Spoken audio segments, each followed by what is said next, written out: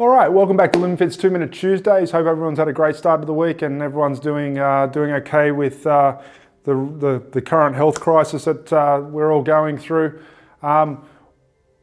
This week we're going to look at cheat meals, quite a common question I get, quite a popular question. Cheat meals, cheat days, etc. So let's put 2 minutes on the clock and let's see if we can stick to it.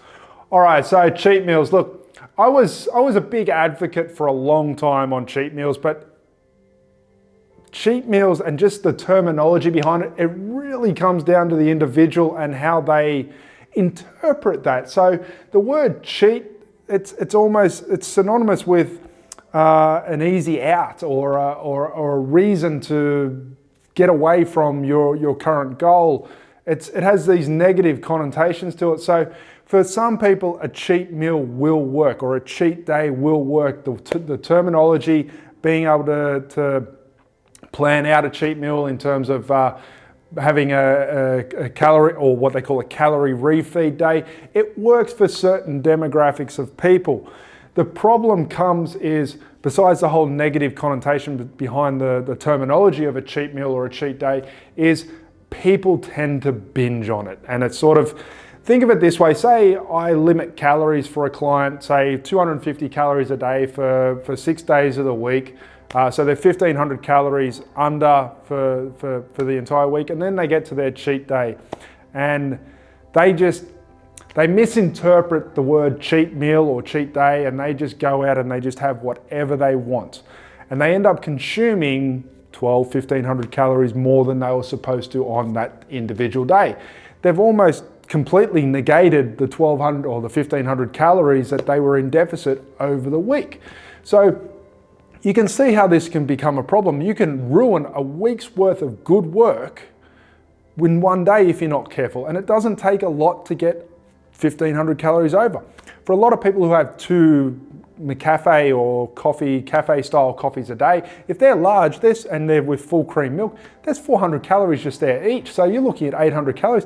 It only takes a piece of cake or a couple of slices of pizza and you're at 1,500 calories over what you're probably already consuming on the day.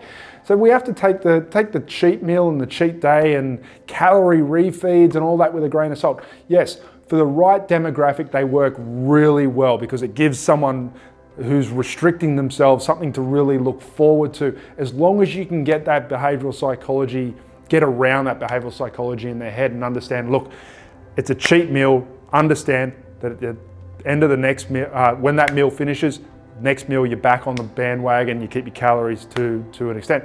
The other way you can look at it is a cheat meal, you can limit the calories on how many you go over. So say your standard caloric intake for the day is 2,250 calories. Your calorie refeed day or your cheat day, you might extend that to 2,500 or 2,650. So you're only a couple of hundred calories over for the day, but because you're in a deficit on the other 6 days, overall for the entire week, you're still in a deficit. And that's what we're after at the end of the day. That's the most important thing. If your goal is weight loss or improved body composition, if you're trying to drop body fat, you have to be in a deficit of calories. There's no way around it. That's how the law of thermodynamics works.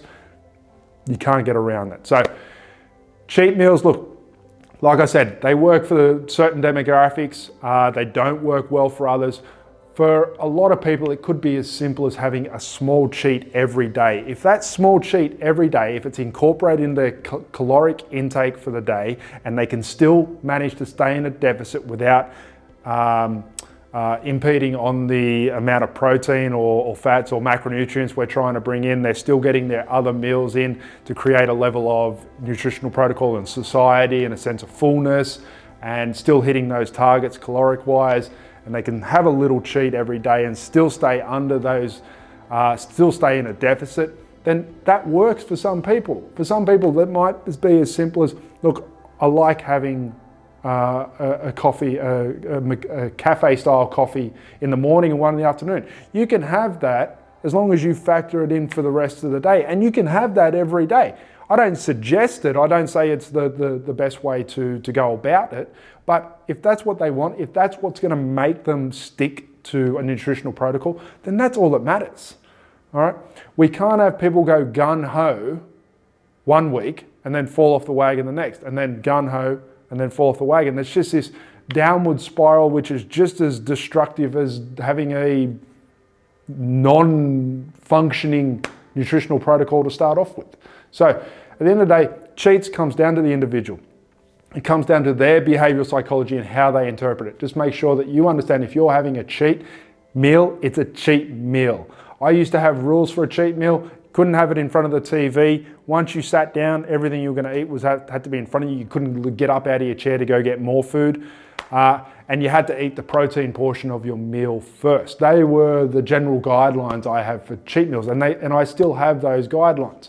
But understand that if you're having a cheat meal, it starts and ends with that meal. Get back on the horse, get back on your nutritional regime the next meal, and let it be that. Give it something to look forward to, or incorporate it as a little component of every day to keep you in the right direction towards your body composition and nutritional goals.